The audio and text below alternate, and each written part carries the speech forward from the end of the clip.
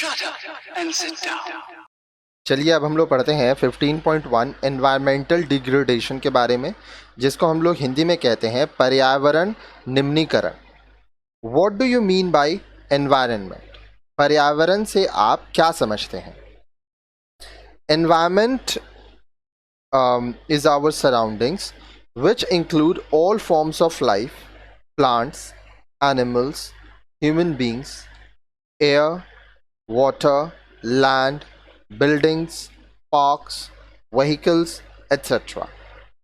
पर्यावरण में हमारे चारों ओर का वातावरण है जिसमें जीवन का हर प्रकार, पौधे, जीव जंतु, मानव आदि व हवा, जल, भूमि, भवन, पार्क, वाहन आदि शामिल हैं।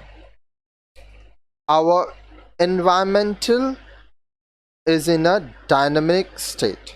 हमारा पर्यावरण गतिशील है। It keeps changing every now and then. यह हर वक्त, हर क्षण बदलता रहता है। You would have observed many changes around you, like floods or drought in certain years, new industries, multi-story buildings, new means of transportation, etc. आपने भी अपने चारों ओर कई प्रकार के परिवर्तन होते हुए देखा होगा, जैसे कभी बाढ़ आता है तो कहीं सूखा पड़ जाता है, नए उद्योग आते हैं, बहुमंजिला इमारतें होती हैं, फिर जो यातायात के नए साधन आते हैं। If these changes are favorable to life, then the environment is not harmed.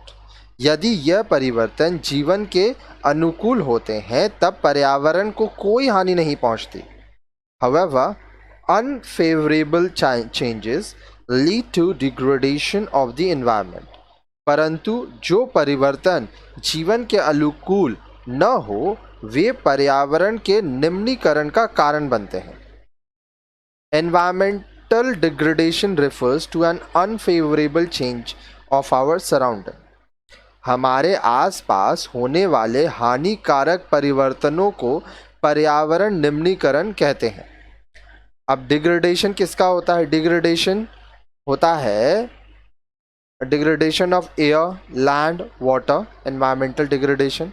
पर्यावरण का निम्नीकरण हवा में होता है, भूमि में होता है, जल में होता है। For example, if we keep throwing garbage in the park, after some time there will be a large heap of garbage and the place will start smelling. Moreover, it will also become a breeding ground for pests like cats, flies, mosquitoes, etc. Such an undesirable change is referred to as degradation.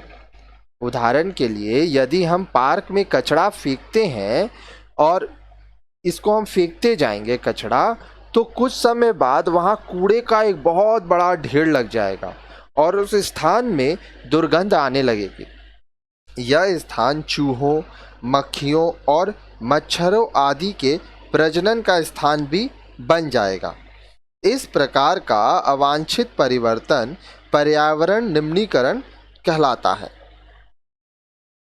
You can observe such environmental degradation not only on land but also in water and air.